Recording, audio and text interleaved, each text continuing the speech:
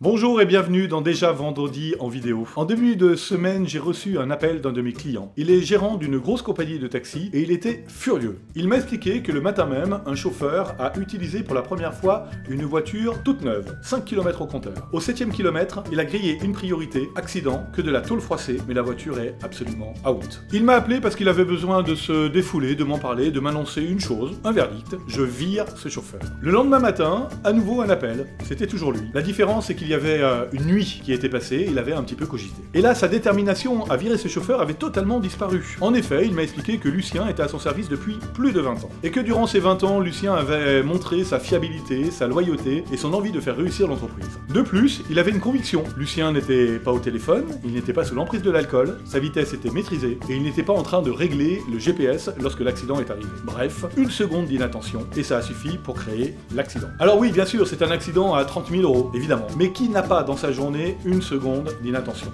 Doit-on décider qu'une erreur mérite un licenciement en fonction de ses conséquences financières? Mon client a décidé que non. Et nous, dans la même situation, qu'aurions-nous fait? Sommes-nous absolument capables de bien différencier une erreur d'une faute? Et lorsque nous sommes face à une erreur, à admettre le droit à l'erreur et à garder nos collaborateurs, quitte à travailler avec eux sur un process pour éviter le renouvellement de cette erreur. Nous vous souhaitons un excellent vendredi et nous vous donnons rendez-vous à nouveau vendredi dans un mois pour un Déjà Vendredi en vidéo. À bientôt.